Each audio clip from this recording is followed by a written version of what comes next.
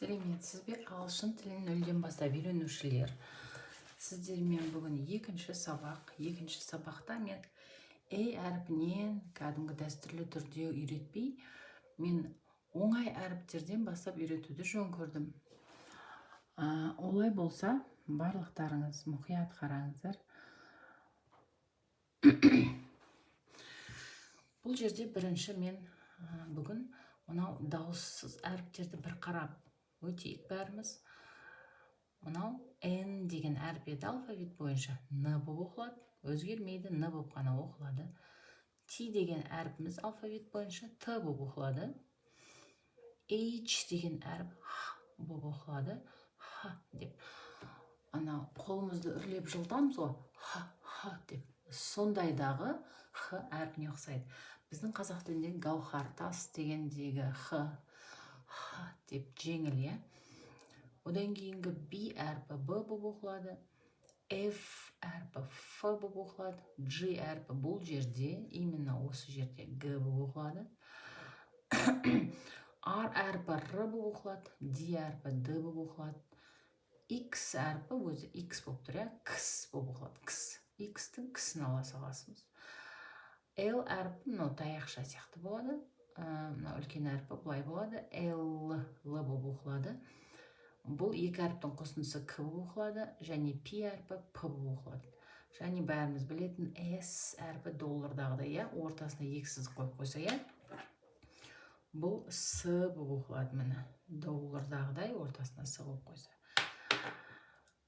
Міне осы әріптерді бір қарап аламыз да, бір қайталаймыз. Кәні кеттік. N, T, Т, Х, H, Х, B, Б, F, Ф, G, Г, R, Р, D, Д, X, Кс, Л, Л, К.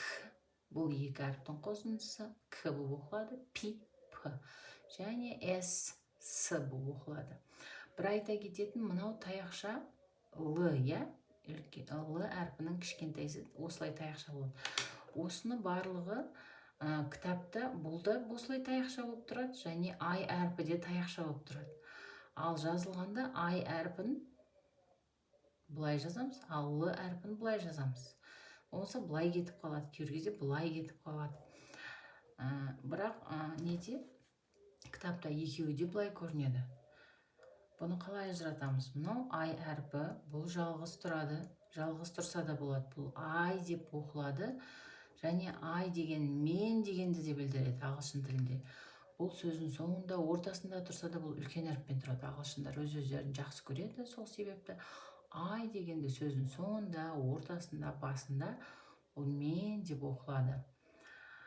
Ал Л әрпі сөздің ортасында әр жерінде келе береді, оны L дейміз. Бұл жекеше тұрады, сосын мынандай болып. Бұны Л деп оқымаймыз, I деп оқимыз. Онда алда әлі айтылады. Ал енді мынаған келетін болсақ, сөздерге кеттік, оқып бастайық. О, бұл жерде барлығында О әрпі О және О болып оқылатын еді. Бұл жерде О болып оқылады, өйткені бұның барлығы жабық буындар. Жабық буын дегеніміз дауыссыз әріптерге біткен буындарды айтамыз. Бірақ буын дауыссыз әріпке бітіп тұр еще. Он, Н дауыссыз әріп. Көрдіңіздер ме? Т, Б, Г, Г, Кс, Л, П, К деген дауыссыз әріптерге бітіп тұр. Сондықтан бұның барлығы жабық буын дейміз. Жауып тастады. Дауыссыз әріппен буынның соңын жауып тастады, сондықтан бұны жабық буын дейміз. Жабық буында бұл әріп О болып оқылады. Қысқаша О.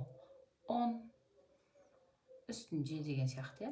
On, not, жоқ деген сияқты. Hot, ысты, қапырық. Bob, о біреудің аты. Б, Об, Боб. Л, Ог, Лог. Д, Ог, Дог. Бәріміз білеміз, ит екен, дог деген. Ф, Ог, Фог. Бұл тұман деген сөз. Фог. Фр, Ог, Фрог. Фрог деген құрбақа деген сөз.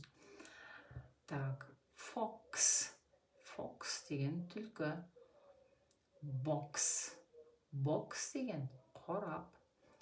Doll-ды о-лы. Екілі қатар кеп тұр. Doll. Hop. Секірген сияқты. Hop деп секірген сияқты. Doll дегеніміз қуыршақ. С-о на екеу. К. Sock. Бұл бір шұлық. Бір ғана шұлық. Носок. Sock. К-о-к. Кок. Кок деген әтеш. К-л-о-к. Clock. Мына жерде л-мұны таяқша қараңыздар. Аяғын бұрып қойсан да болады, әшен қойса да болады. Міне аяқ жағы. Clock. Сағат. Stop. Stop. Бұны барлық жерде көріп жүретін шығарсыздар. Stop. Тоқтату, доғару. Ал олай болса, осы сөздер есімізде қалу үшін шағын ғана сөйлемдер алайық. Д-ол. Екілі. Doll. Қуыршақ деп айттық. Doll. Қуыршақ. Қуыршақ. Doll.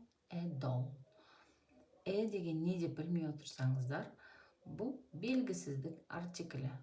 Ең бірінші сөзді айтқанда, ол сөзді қуыршақтың қандай екен, түрін түсін білмейтін кезде осындай белгісіз дікті білдіретін, әрі бір дегенді білдіретін осындай артикль қоямыз. Яғни бұны бір қуыршақ деп те айтса болады. It's a doll. Ол, мынау көмекші етістік. Қуыршақ. Ол қуыршақ деп айту үшін it is a doll деп айтады екенбіз. Box. Box дегеніміз қорап деп айттым. Ал кеттік, тағы бір оқып көрейік сіздер. Қалай болды? Қайтадан box. Яғни қорап, қорап, бір қорап деп те айтсақ болады. Енді ол қорап деп айтып көрейікші. Қалай болады? Ол қорап. It is a box. It is a box. Мына жерде бізде sock деген бір шұлық деп тұр. Осыны айтып көрейік қана. Sock. Sock. Яғни не? Бір шұлық. Ол шұлық деп айтып көрейік. It is a sock. It is a sock. Ол шұлық. Мына жерде мені тағы да clock, сағат деген сөз бар. Сағат, ол сағат деп айтып көрейік. Clock. Ол сағат болса, it дегеніміз ол дегенді білдіреді. It is, бұл көмекші етістік. It is a clock. Ол сағат. It is a fox. It is a dog. It is a box. It is a doll. It is a clock. It is a cock. Әтеш. Міне осылай айта берсе болады. Ол андай, ол мұндай деп. Бұны тек итті тек қана затқа қолданамыз. Ал ол қыз болмаса ол бала туралы айтатын болса, ол басқаша болады. Сондықтан пока средний род it, ол деп тек затқа болмаса жануарға айтатын ол. Бүгіндікке болды.